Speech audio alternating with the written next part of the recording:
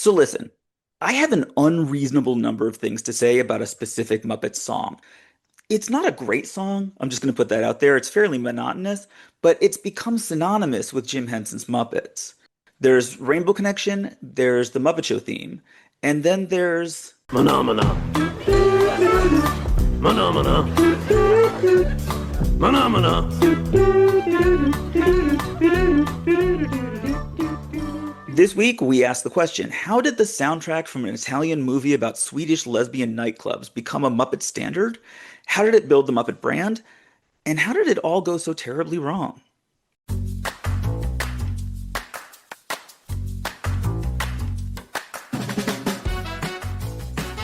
Hello, welcome to 70 Years, 70 Muppets, a Muppet fan podcast presented by toughpigs.com. This is the podcast where we celebrate the Muppets' 70th anniversary with 70 straight weeks of spotlights on our favorite Muppet characters, from the most popular to the most obscure. I'm this week's host, Danny Horn from Tough Pigs and Muppet Wiki, and the creator of the Fantastic Miss Piggy podcast, which you can hear on the Tough Pigs Muppet Fan podcast feed. And the featured Muppet for this week is Mahna Mahna. Originally performed by Jim Henson and later by Bill Beretta, designed by Jim Henson, built by Don Saleen, making his debut in 1969. Now, naturally, I cannot talk about the phenomenon that is Mahna Mahna all by myself. So, coming along for the ride is JD Hansel, host of the Great Muppet Fandom Panel, as well as his amazing podcast, analyzing the long and interesting history of classical, theatrical, animated shorts. The podcast is called Stick to Shorts. The man is called JD Hansel. Welcome, my friend. Hello. Thank you. I felt the need to bring something sort of unexpected and strange and disruptive to break up the flow of things as that felt appropriate for the characters that we're talking about today. And you have done that now. Yeah, I did it. Okay, good. So should I leave? I'm glad you feel good about it. No, that's great. I think I feel good about it. We'll see how I feel when I listen to it. How you doing? I'm doing really well. It's interesting that we were talking about this before, but it's interesting that to you, this is a podcast episode about a song. Yes. Which is not what it's supposed to be. In 70 or 70 Muppets. 70, yes. Yeah, you understand that this is Weekly Muppet Wednesdays as a podcast, and yet you have decided to insert a music commentary piece.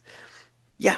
Okay, great. But I think that that's appropriate, right? Like, I think, forgive me if I am stepping too far ahead here, but that is appropriate for a character who is named after a song. After the song, yeah, and who has done almost nothing besides sing that song.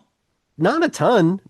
He's done a few things, but most of those things are sketches that feel related to the song. Mm-hmm. And I think that's because this is a character from a different era of Muppets entirely. Yes, it is. He's older than just about any of the characters covered in 70 Weeks, 70 Muppets. I mean, there's Kermit, of course. Mm-hmm. But besides that, it doesn't get much earlier in terms of continuing characters. There's Ralph. There's Ralph the dog. But still. So there's a couple. But yeah, but Mahna Mahna was there. He's before the Muppet Show. Well before the Muppet Show. And so therefore he is from an era in which the Muppets just have a really different brand and a different relationship to their audience. Yes. I talk about this in terms of Muppet contract theory, by which I mean, I think that in different phases, you can see the Muppets having different sort of social contracts with their audience. One over time, their original contract phases out and a new one phases in. What I mean is in their early years, going back to Sam and Friends, the sketch comedy stuff, there is an agreement with the audience that if they watch the Muppets, they will be confronted with the strange and unreal, but in a way that feels safe and fun. All those early sketches where they're, lip syncing to There's a New Sound, where they're just doing a bunch of random business on the Ed Sullivan Show or whatever. It's all a part of that.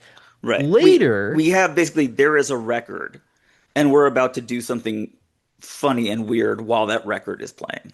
Yeah, it's very often that. But then other times it's like the instant rock group or whatever, where just the point is, here's a weird thing. We built a weird thing out of puppets. Right. Like at this time, the Muppets are an act. They're not a cast of characters. They're not even a totally a troupe. I mean, the Muppets are sort of a boy band for a while, but that's the performers, not the characters. Right.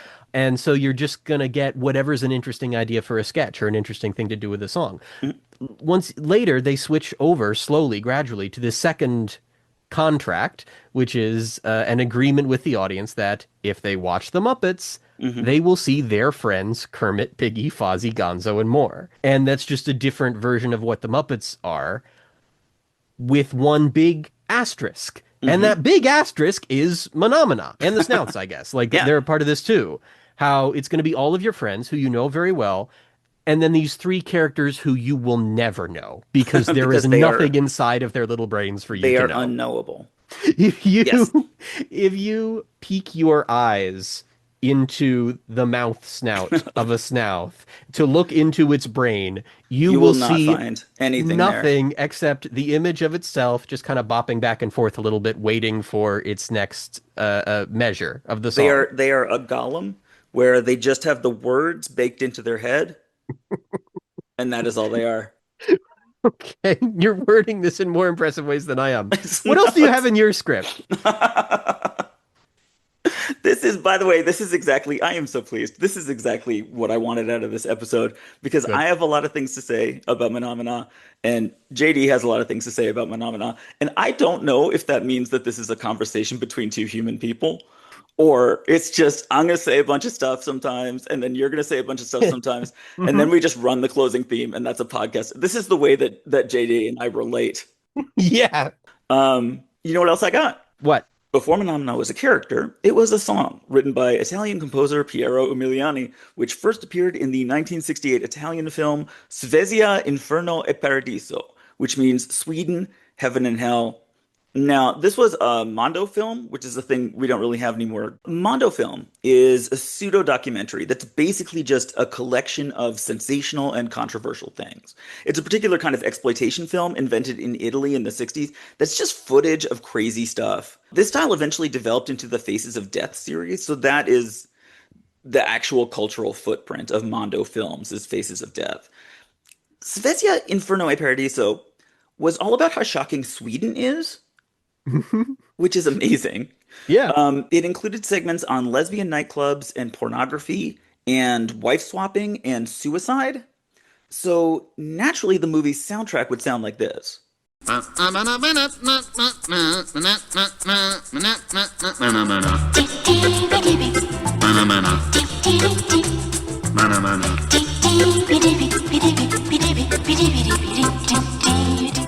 And it only makes sense that you would borrow a song from an exploitation film if you're looking for a musical number for your little puppet show. Yeah.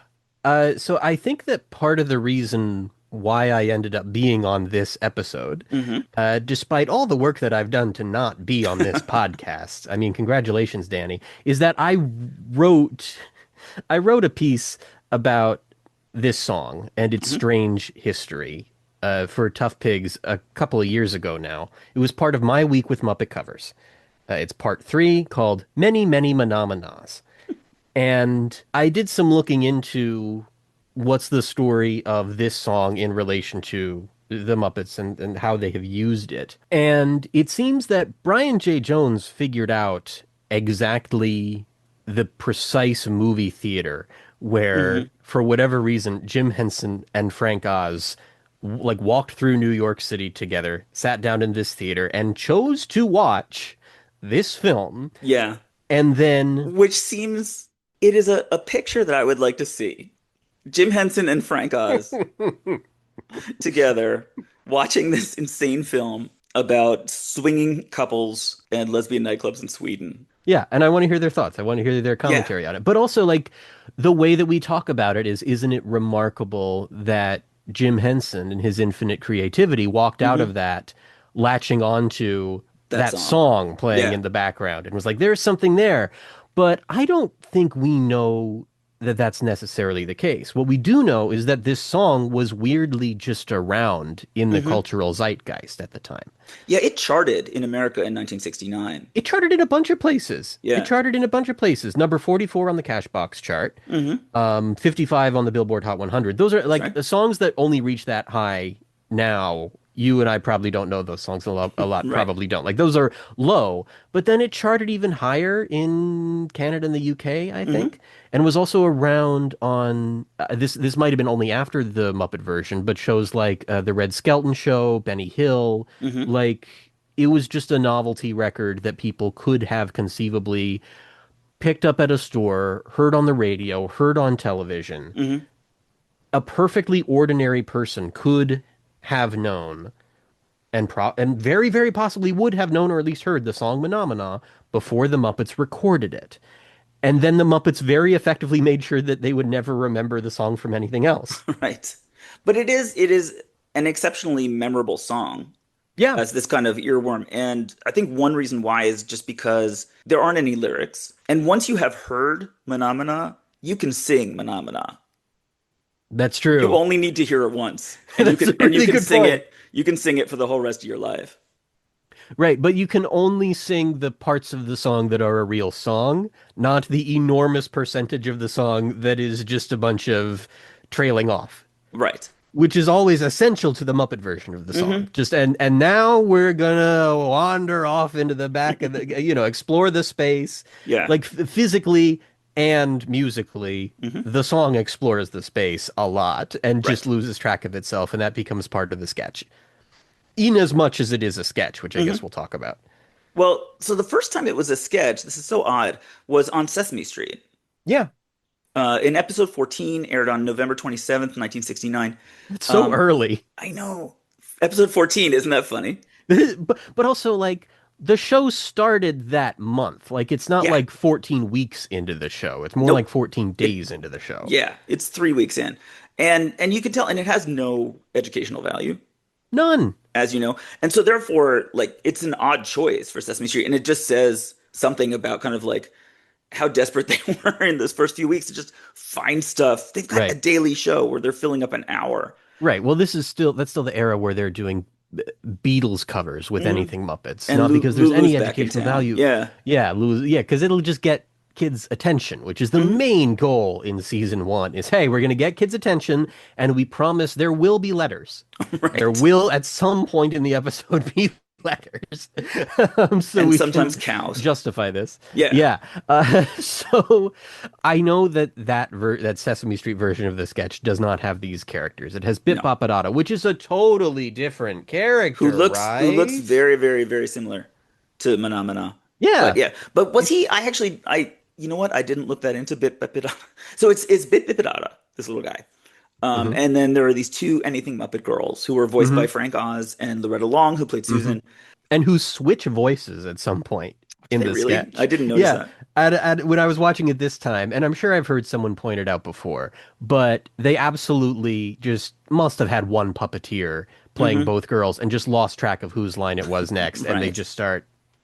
they just swap completely. Which again speaks to how these are non-characters with no Hmm. personality, even in the Yeah, Sesame Street exactly. version. And then what else did Bit Bidata do in his career? Not much. I know it's not that much. Tall, small, Oh fat yes. cat, the whatever that song is. Yeah, Yes. that stuff. That was Bit. He does a lot more speaking English or singing English than Hmm. Mahna does. Right. Mahna does some as a character. He We should does. say on this character-focused podcast That there that is a point where he's going to sometimes Mahna speak. Mahna We're going can to talk speak about that. English if he Yeah. wants to. Anyway, I'm getting away from Sesame. So the one thing that's interesting is that they used the patipi tipi. I don't know why Mhm. this is interesting. This is interesting to me. It is interesting, That they yes. used in the original song for the Sesame Street, and then that was November 1969, and then 3 days later Hmm. on the Ed Sullivan Show, Henson debuted the song as a variety show sketch. Yeah. And so here's where you get the little guy, where you get the one that we're familiar with his like green fuzzy sweater and his big black eyes that suggest sunglasses without actually being sunglasses. Okay. So it's very interesting that you point out how the eyes are kind of functioning as sunglasses, because Hmm. that's completely true. And then there's the question of the green fur, Right. which the Muppet Wiki calls a tunic. You have called a sweater. Yeah. I would call his body. Like, Mm-hmm. I believe that that is his body because it's Fraggle design. Like, everything Mm-hmm. below the neck is basically the way that they would approach Fraggles minus the tail and a bit skinnier years later. I mean, JD, like, I know that this is one of the great controversies among Muppet fans. Okay. Is Mahna Mahna wearing that green fuzzy sweater, or is it part of his body? But I'm worried if we go down that road Hmm. that this might. I care about you too much as a friend. You think I that value our friendship too much. you think that the tunic people are going to come and murder me? No, no, I just mean between you and me, I don't want this to get heated. Oh, okay. I understand. I understand. I apologize. All right, listen. Yes, I concede that all of Manamana's body is actually clothing. Right. Including his arms. Well, his arms don't Yes. do very much. Yeah, you are so right, actually. As far as we know, Mahna is a tube that has little Yeah. arms Yeah, I do attached to love in it. that original version where there are no arm wires or Yeah, anything. no, he They're just just kind of like sticking stands out there. straight. It's so, but like it speaks to how little they are characters Hmm. that they bring out this character that does not have functioning arms, so he can't Hmm. express himself that way, does not have pupils, so he can't make the eye contact that is normally so essential Right. to that Muppet connection that Hmm. creates a sense of, oh, this is a character, a person, a living being. You don't have either of that here. And then you look at the snouts, and they're stuck in an expression, in Yes, an they are. open expression that Hmm. conveys nothing. Like by default, they're just ah. For people who don't know what they look like, obviously everybody knows what they look like. They're hot pink, fuzzy, like cow creatures, I'm gonna say, with like horns and eyelashes and a huge snout. And we're used to them by now, but the snouts are like the silliest possible looking things There's with big every yellow now and lips again. and this big open circular mouth. And it's like they are the embodiment of getting sound out. Like they're built to produce sound and Yeah. nothing else. They don't, their arms don't work either. These Yeah, all I of these characters, I think Phenomena and the Snouts are basically just like speakers. I do think if you squeezed one, just a giant burst of sound would come out Yeah, that could yeah, knock yeah. over buildings. Now, if Jim Henson's going to perform this live for people, it has to be funny, and the song itself is not funny. Plus, it's super Well, repetitive. sort of. I think part of why it caught on is that I think people just thought the It's song was funny. silly. It's silly, I Okay, think, without being silly. Okay. funny. Okay, that's good. All right. There you go. That's the Roll with distinction that. I'm going to make. Yeah. So Henson added a visual joke, and then he also added a storyline to the sketch. And the visual joke is just that the character zooms in and out of the frame all the time. So he kind of like zooms in from the Hmm. right and zooms across the screen, and sometimes he pops up from the bottom, and at some point he walks all the way to the back of the set. So he's like moving in all three dimensions.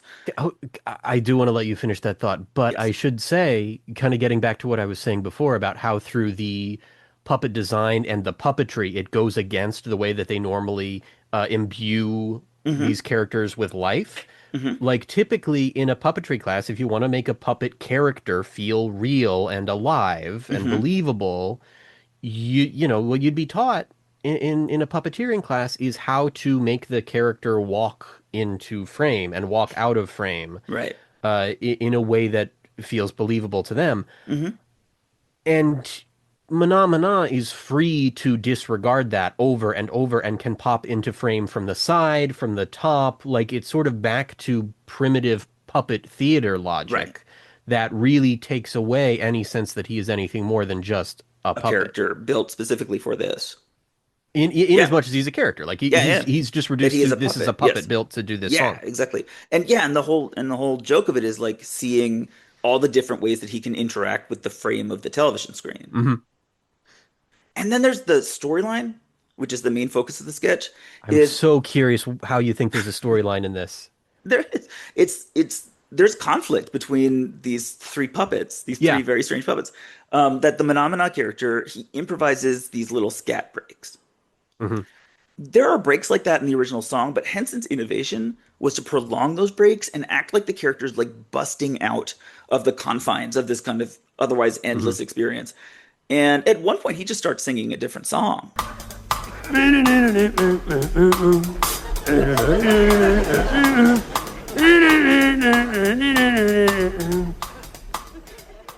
which is Lullaby of Birdland, a 1952 song popularized by Ella Fitzgerald. Lullaby of birdland, that's what I always hear when you sigh. Never in my wordland could there be ways to reveal in a phrase how I feel. And when he does these little breaks, then the Snouths just stare at him and shake their heads and remind him to get back to the song. So there's this storyline in which the backup singers are essentially authority figures who are refusing to let Mahna Mahna do what he wants. So the original version of the song also interpolates other pieces of music, but they're classical pieces of music that I can't remember the names of because they're in Italian or something. Right. And so Henson's innovation that only appears in certain versions of the song and of the sketch is to bring in Lullaby of Birdland, Yeah. which is, as you said, and as you played, it is an old jazz number. And it ties Mahna Mahna as a character into this tradition of jazzy Muppets, which goes all the way back to Sam and Friends. Right. And these jazzy Muppets are hipsters. These are like countercultural figures that show up in some of the earliest Muppet media. And the original being Harry the Hipster. Mahna Mahna's name in the scripts for the string quartet sketch he's in on the Ed Sullivan Show and Nancy 71 was Harry. And Mahna Mahna is also presented here as kind of a hipster figure by scatting a jazz number instead of doing the original classical pieces that were interpolated in the original version of the song. And they've also got the same voice, basically. And the eyes. And the eyeglasses. Yeah. The sunglasses look. So there's some tradition being carried on here Yes. of there are most Muppets, and then there are jazz Muppets. And those jazz Muppets are going to be the countercultural youth culture that sort of interrupts things. Right. And that tradition is sort of carried on through the Electric Mayhem Band, which is originally sort of a jazz rock band. Yeah. And that theme of rebellion, of a character trying to escape these confines of conformity, that is very late 60s Henson. Yeah. Please speak on that. I will speak on that. There are three of what you might call nonconformist sketches that Henson performed in 1968. There was Business Business, there was Java, and there was Sklarap Fliap. All of them debuted in 1968. All of them feature this established rhythm and expectation for how the characters are behaving. And then there's an intrusion of some kind, which is not appreciated by the creatures in charge. So if you think of Java, with the big Muppet doing his dance, and the little Muppet comes in and does his own little funny dance, and the big Muppet keeps stomping on him and pushing him off stage, that's the same basic template as the Mahna Mahna sketch. Yeah. Like the Snouths are pressuring the character into singing in a particular way. He keeps trying to break out. And the thing that I think is so interesting is that the authority figures here are the backup singers. Yes! They are apparently Yes! in charge of this sketch. And it creates so interesting. It's the backup singers that they are coded as female because they have the eyelashes, they have kind of falsetto voices, and they look like cows, and cows are female. And they are creating this kind of constraining matriarchy experience. Yeah. Like motherly, maternal experience that he is trying to bust out of.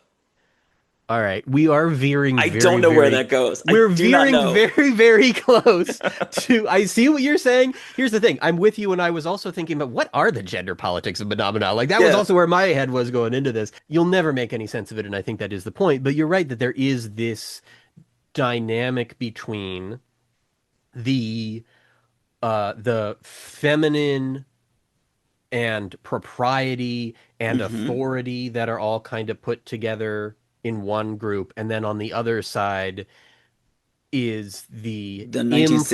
improper, like Yeah. animalistic, Mm-hmm. hippie counterculture, Yeah. Yeah. dirty, scruffy, hairy Mm-hmm. beast of a man that's just this pure masculinity. And there's Yes. also, going back to the original song before the Muppets had even touched it, Mm-hmm. some of that dynamic is there. Like if you were trying to figure out how do I make a sketch out of Mahna Mahna, Mm-hmm. then I do think the only thing you've got in the original version of the song to work with that can be a source of conflict is the uh and what I think made the song so silly to begin with is Mm-hmm. the very feminine, dainty staccato Mm-hmm. pati patiti Right. and the langado, dragon, that sound, that masculine sound that just kind of comes in all sleazy, just kind of rolling its way through the number. That's the funny thing, is that it is two different songs happening at the same time that don't go together, Right. and you And kind of have to. neither of them make sense on their own. And they don't make No, sense no, together. no, there's no option that makes sense. So there's one more sketch where the Mahna puppet shows up, and in this one he is really being that counterculture hipster, and he Yeah, talks, which is amazing. Which a is lot. Yeah, the string quartet on the Ed Sullivan Show in 1971. So the point of the sketch is that there is a string quartet that's trying to play, and only three of them have shown up. And Beagleman, the fourth violin player, has not shown up, and instead, late in stumbles Mahna. And so he's got a drum set. And the way that he talks, he's like constantly talking, he's constantly making jokes. He clearly thinks that these guys are square yeah. and that he needs to do something about that. What's the matter, man? Am I playing too soft? Do you realize we're playing Beethoven? Oh, yeah? Who's winning? I don't get it. You said you were here to take Beagleman's place. Well, Beagleman is a violinist. Oh, we can't all be drummers. No. And in the end, he wins. Like this, in Yes. this sketch, jazz conquers all, and it's a win for the young rebels in this, which I guess, yeah, I should clarify what I mean by hipsters, youth culture, jazz people. Like, it's so odd to think of jazz as a youth culture thing, Mm-hmm. because that was around before rock and roll. And yet, in the age of hipsters and beatniks in the 60s, that is a thing, Yeah. of the youth embracing jazz. And the Muppets have this odd relationship to hipsters, hippies, the youth culture, counterculture, Right. and all that stuff, because they, in their early years on Sam and Friends, kind of feel like an embodiment of that. Mm-hmm. And yet, nevertheless, it's not Sam and hipsters. It's Right. Sam and Friends, and they're all different things. And there is one character who is Is the designated as the hipster. hipster, and you are free to sort of look at that character with a critical eye as something separate Mm-hmm. from what the rest of the Muppets are doing. You get to years later when Jim Henson was making Youth 68. Mm-hmm. One of the people he's interviewing, I think it might have been Cass Elliot from the Mamas and the Papas, talks to him off camera as though he is part of just the media and the establishment, lumps him Mm-hmm. in, uses the words such as yourselves when talking Yeah. about the media and the establishment. And so he's in this odd spot there, right in the late 60s, right at the time when this sketch is emerging, in which he's kind of too hairy to fit in with the proper adults in the room, Mm-hmm. but he's a bit too old to fit in with the hippie youth culture and Right. seems too establishment for them. Well, Like, his heart, it feels like his heart is with the hipsters and the hippies, mm-hmm, but he's also working really hard and trying to mm-hmm. and building a business. Right, in which he makes his money from like commercials and stuff. Yeah. So Yeah, he is still both of those things. right.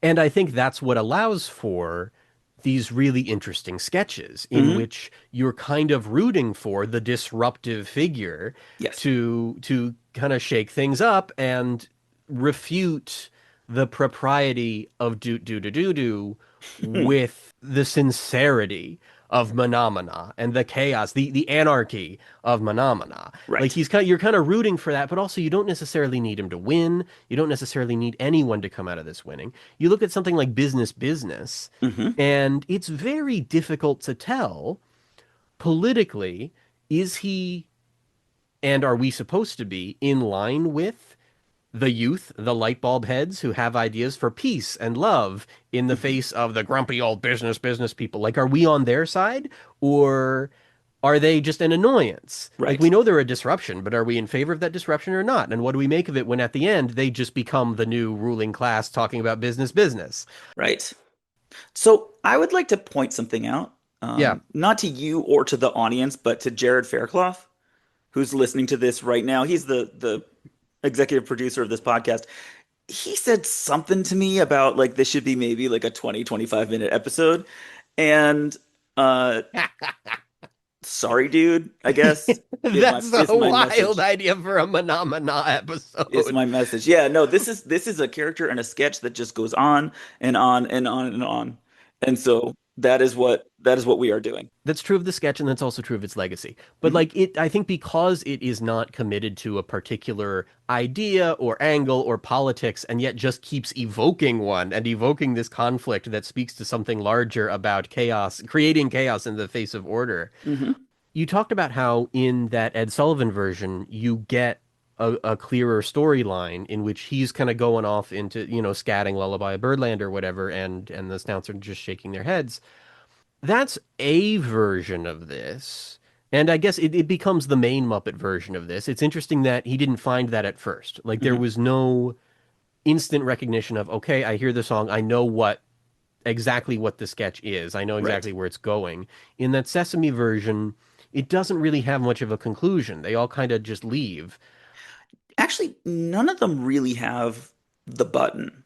Exactly. That's the thing. Yeah, that is what we now think of. That he performed this then like several times in 1971 in this Nancy Sinatra nightclub act. He went on This Is Tom Jones and the Dick Cavett Show. This is the point when Mahna Mahna becomes like a Muppet standard.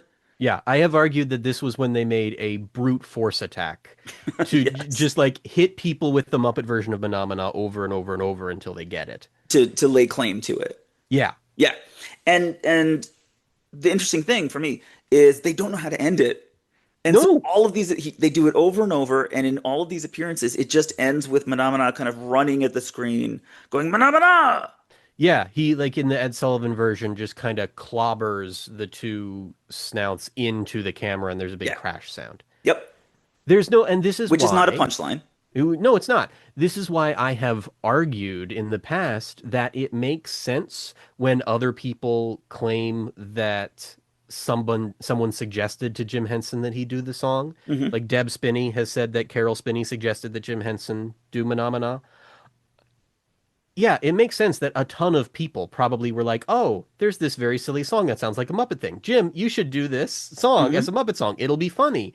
And then it's like, okay, what do I do with it? Like, I don't believe he had a fully formed idea for a sketch in mind, because you look at something like the string quartet thing, that is like, you understand where that's going, how that's going to flip from the string quartet is not into it at all to now they're into now it. They're super into it. Yeah. Yeah.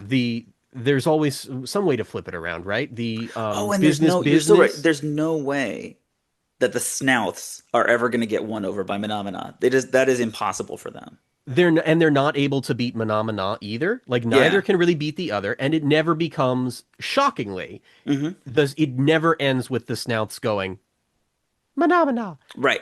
Like, they never give in and come to the other side. He never comes to their side, which is totally different from business, in which they evolve, they flip. And if you look at other situations, in the case of Java and the Scrap Fliap, or however you say it, the one that becomes Hugga Wugga, then you at least have the disruptor exploding, blowing up, pushing out the others. They're like, Mahna Mahna doesn't have a way to explode the Snouts. No. I mean, in theory, an explosion could come out of those Snouts. It almost seems like that's what they're built for, but it doesn't. That never happens, to the best of my knowledge.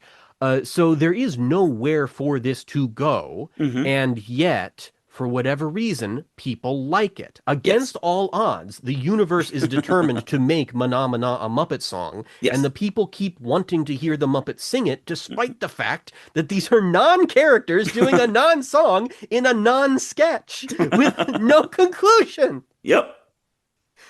But finally, Mm-hmm.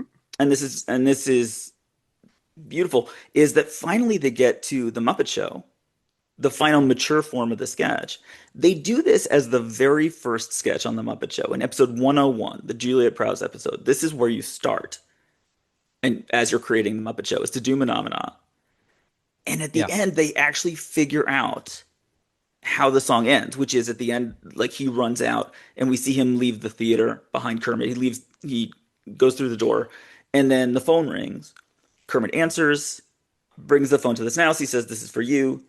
And Mahna is on the phone going Mahna, which is funny. Finally, Yeah, it is. And I think it's Finally a funny funny because it circles and underlines what is the thing here in the Mahna Mahna sketch and the thing about these characters, which is the futility of the conflict. Because no matter Right. what this guy does or how far away he goes, he's just going to say Mahna Mahna again. And that's all you're ever Right. going to get out of him. And there's Yep. nothing the Snouts can do about it. and And he and and nothing he has any escaped. he has. He has He has gotten out escaped of the the confines cube. of this system, Yeah. He which has is the beautiful thing about it. So he wins in that version, I think we Yeah, can say. absolutely. Yeah, he comes out of that the Yeah, winner, and Kermit the kind of comes out of Snouts that the loser. yeah, Kermit kind of One of frowns, one of and the three losers. Snouts, yeah, Yeah, and the Snouts are just left with absolutely nothing to do. Imagine being the Snouts I can't. when Mahna is gone, and they're just kind of loping around with their non-functional arms, just Yeah, pacing. That's how I see them, is just pacing and waiting for their next musical number to yeah. arrive, and it just never arrives. No, poor Snouts, poor Just the Snouts. Pips without Gladys Knight. So they've got this great ending to the song, and which means they can finally stop performing it. You think so? And it's on the Muppet Show album in 1977, and Mahna is in fact the A side of the first Muppet Show single. Oh yeah, what's the B-side? I was hoping nobody would ask me that question. Okay, great. Keep moving. But I know We got to keep things tight now for Jared. Let's go. the song went to number 8 on the UK charts.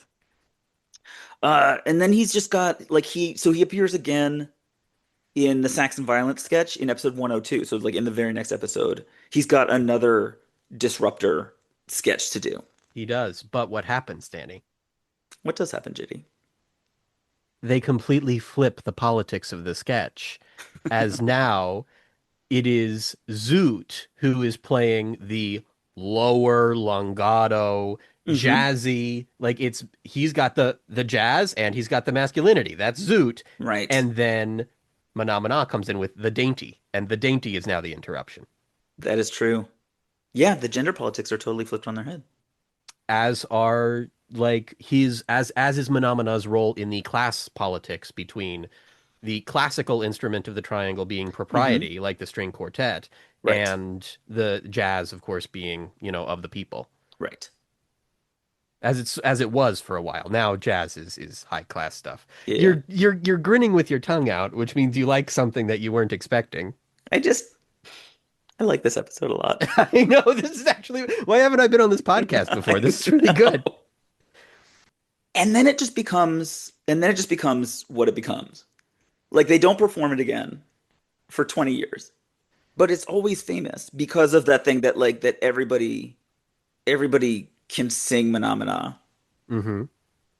Right. People already kind of knew it as a Muppet sketch before the Muppet Show version. The Muppet Show version improves it, and I imagine that first episode was probably rerun a good number of times, as it's, whatever you have around first, I think is going to be whatever you're able to rerun the most, certainly in the early years of the show. But then I think more importantly, they put it on the albums and gave it the single release. So they made sure that was very much around. But you're right that after that, for a very long time, they just leave the characters mostly alone. And you'll just see Mahna Mahna and one Snouth pop up in the Spike Milligan episode or something Yes. like that, but not Yeah. really as themselves and not to do their thing, They're just not to they're talk. being used basically as just like background Muppets. Like you They're can they're they yeah, always they're puppets at that are on at hand. times, yeah, when they'll just go into the workshop and just like grab puppets Yeah, off of the wall. yeah. And that's how they're used from then on. And then there's Muppets Tonight And then there's Muppets Tonight. with Sandra Bullock. Do you mind if I try it? Oh, sure. Phenomena. Phenomena. Phenomena. Phenomena, phenomena.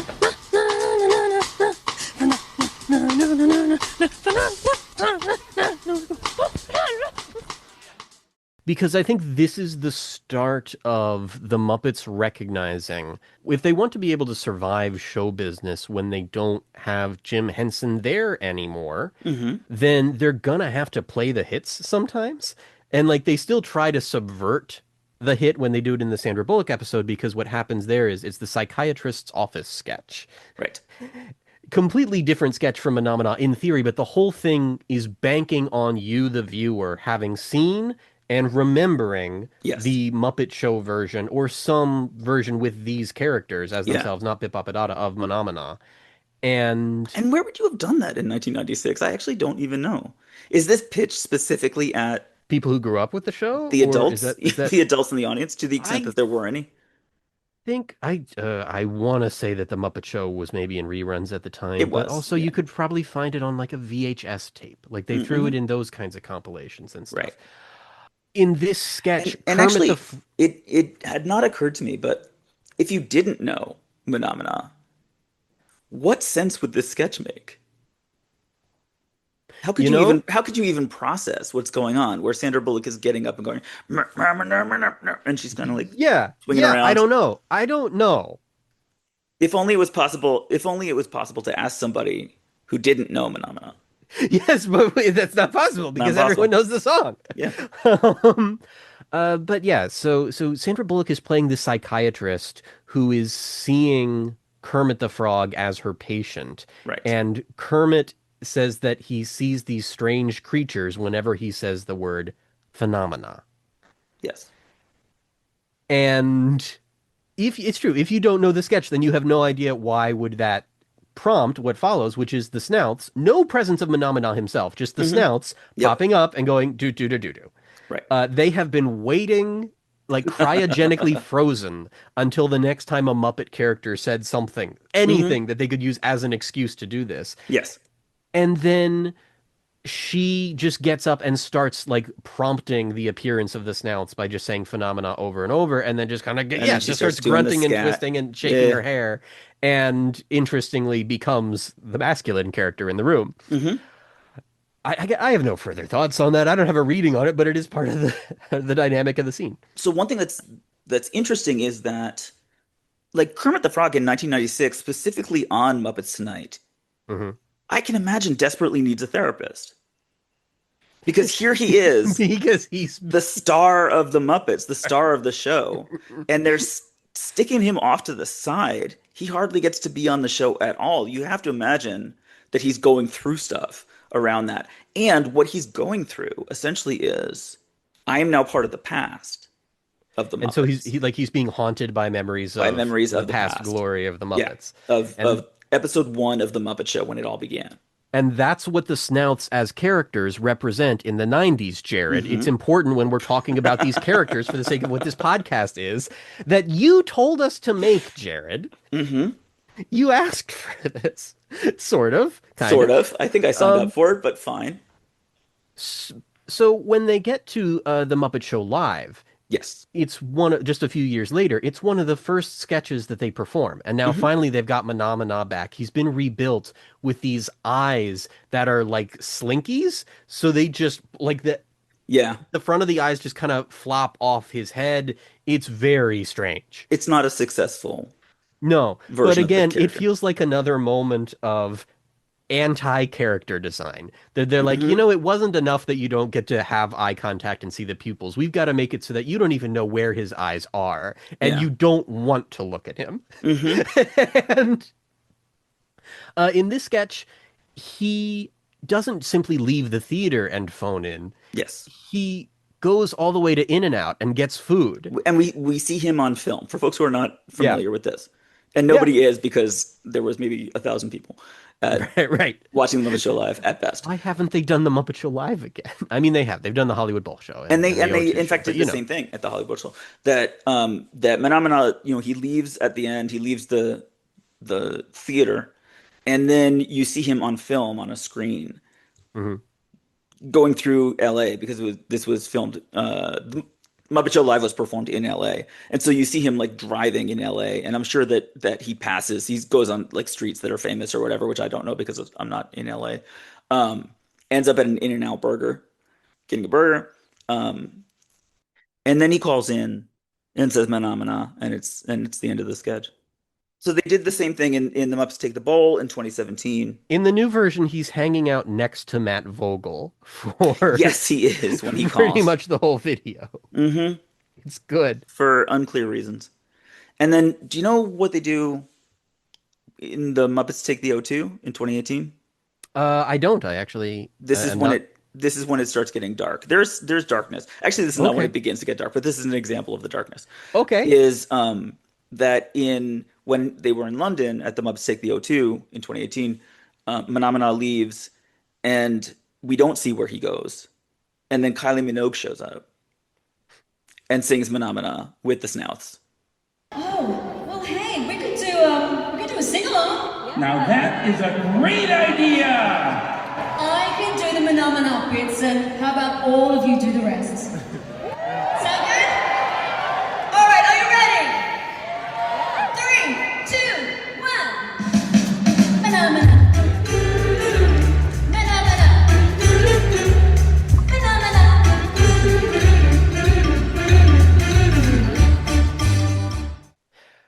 Huh. And it doesn't really have an ending. So this is the ultimate escape. Oh, he's gone. He actually is gone, and then transforms into Kylie Minogue, who is very smiley. She is enjoying herself tremendously being Mahna Mahna. Right. Yeah. And apparently everyone enjoys being Mahna Mahna because that's the direction that the studio went in 2011. Yes. Which I think is really fascinating. Before I get to that, I will just briefly say the Snouths can also sing in English, as we know from when they were the backup singers in Got My Mind Set on You. The Kermit the Frog cover of that song for the 2001 Jerry Lewis MDA Labor Day Telethon.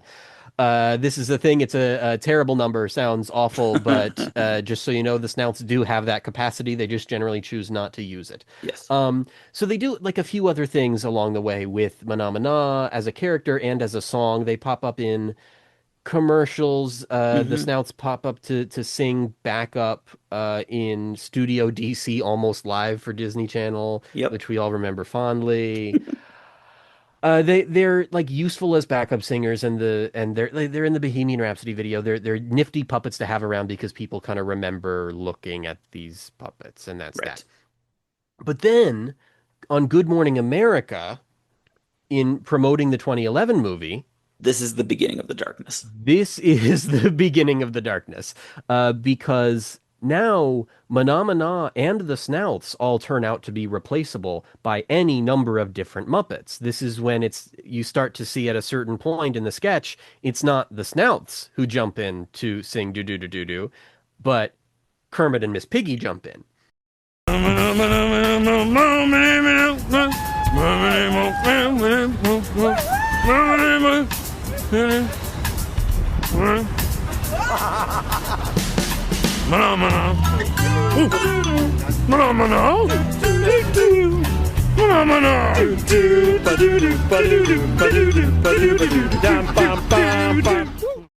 And then Gonzo and Camilla jump in.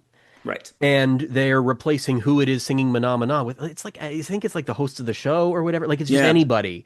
Anyone can sing Mahna Mahna now. Mahna Mahna is confused by this. Hmm. The Snout, like he's trying to sing Mahna Mahna. It's the only thing he knows how to do. The Snouts disappear from the scene, and then all of a sudden there's other characters coming in, Kermit and Piggy, and then Who, Gonzo and for all intents Camilla. and purposes, he does not know. Right. And like the point of the sketch at that point is that he's the one who's surprised and shocked. Hmm. The nonconformist is desperately trying to get back to his 1960s heyday. Yeah. He's now looking back, whatever it is, 40 some odd years, Hmm. trying to recapture how that used to feel. And he can't. And instead of getting that, what he gets is the other Muppets coming in and being the funny thing in the sketch. Hmm. And that's why I say it's the darkness. That is when Yeah. Phenomena starts to get just drained of all meaning and value and purpose.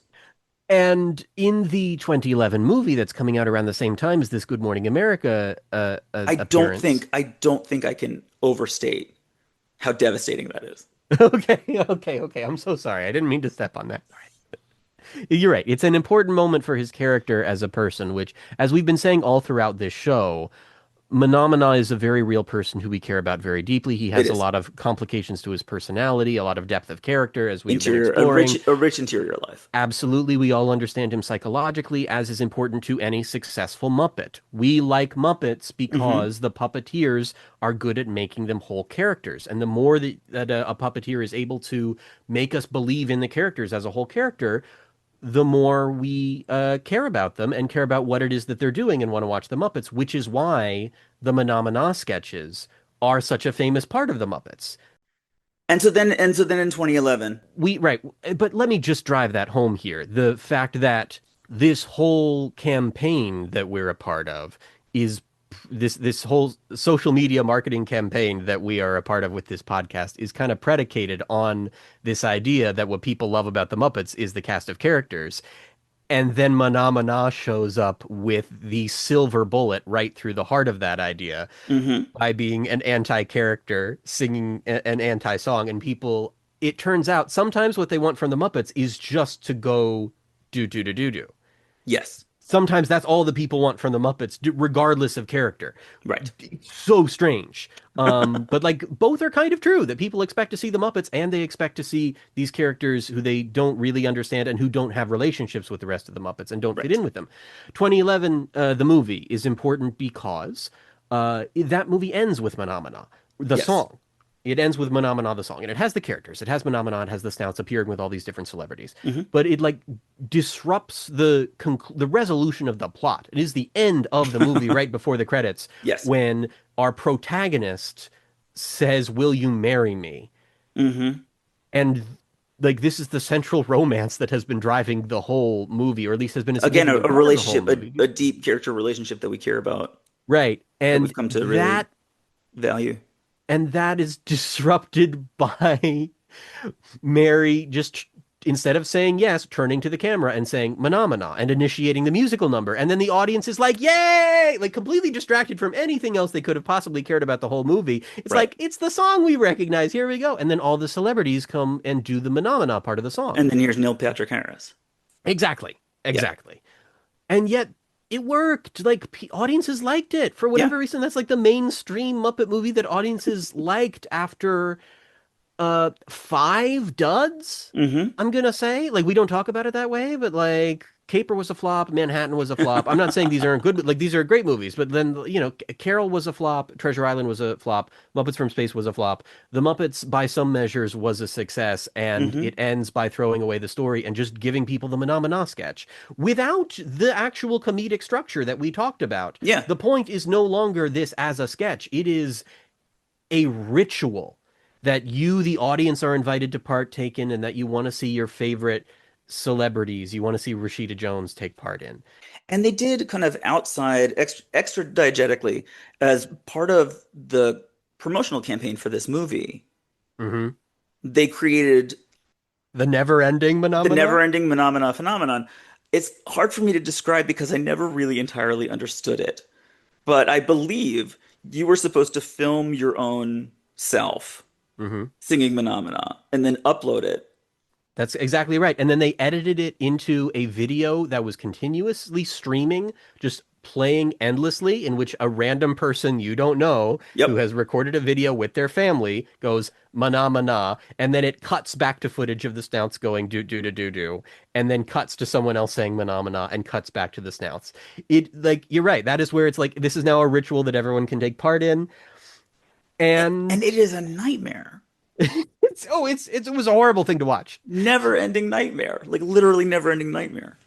But now at this point, it is just part of the brand. Mm-hmm. That's the key thing, is that the song and to a point the characters, because they're one of the few Muppet things that everyone remembers, they're essential to the brand. They're part of the greatest hits. And so the Muppets always have to come back to it, Mm-hmm. regardless of whether or not it makes sense. In some cases, it does. In some cases, it's a musical review, like Jim Henson's Musical World. Of course, they're going to do Mahna Mahna, and then everyone gets to sing along, be part of the ritual. In other cases, you've got the CeeLo Green song with the Muppets, All I Need Is Love. You remember their little Christmas song together? I do. That is built all around Mahna Mahna.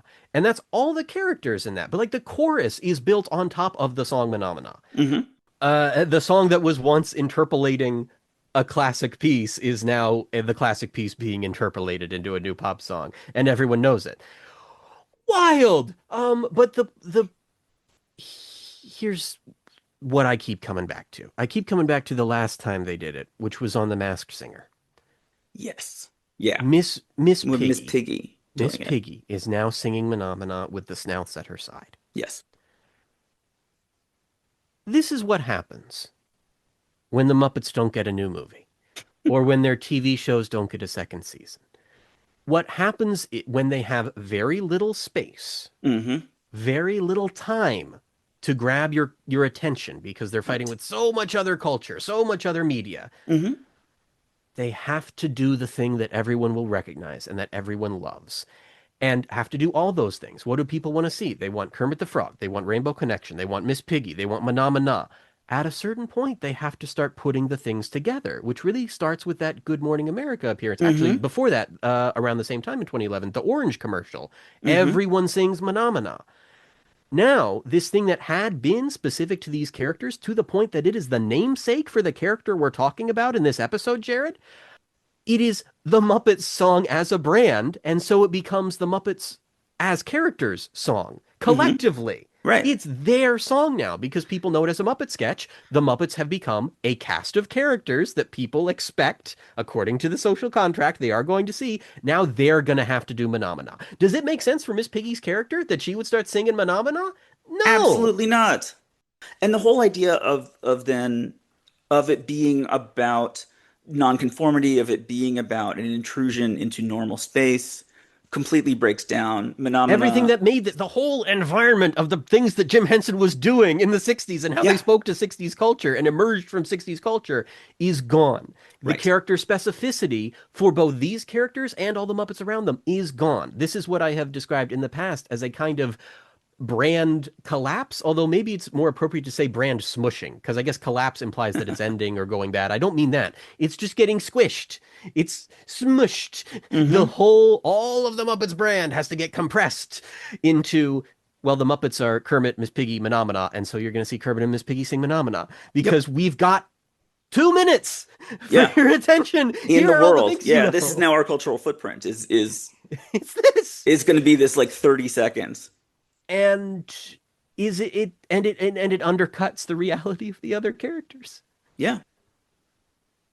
And I don't know if Mary and Gary ever got married. I mean, that was a very important moment for her. Gary proposed, like that has been the core of her story for that entire time. It's and true. now faced with what she believed was what she really wanted in life, she chooses to say Mahna Mahna. Yeah. Jared, there's a human life at stake here. That's why we've been talking Jared. about this so much. It's about the Muppets as a brand and about a specific human life that is forever changed. This is a great podcast. I can't believe It I haven't really been on is it before. I think it's really, we've really done important work here. What it means, I'm not really sure. I feel so bad for all the other hosts who made all the other episodes. They worked so hard. Yeah, and little did they know that all they had to do was talk about Mahna Mahna. Yeah. Yeah.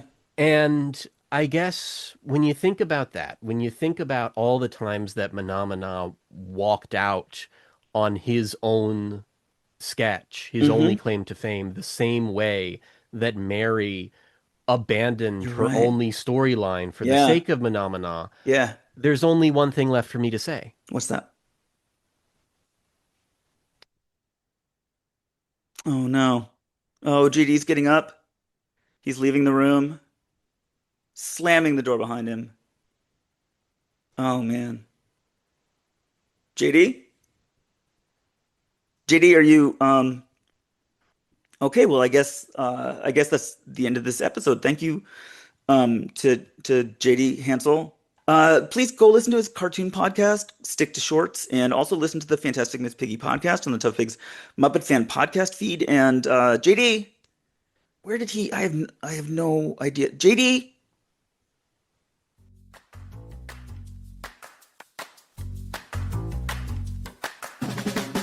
70 Years, 70 Muppets is a Muppet Fan podcast presented by toughpigs.com, hosted by a whole myriad of people and edited by them as well. Produced by Jared Fairclough. The Muppets 70 logo used with permission by the Muppet Studio with thanks to Danny Iglesias, Frank Reif Snyder and Lee Slaughter. Don't forget to follow toughpigs.com on all social media platforms. You can support us by heading to patreon.com/toughpigs or buying a t-shirt at tpublic.com/toughpigs.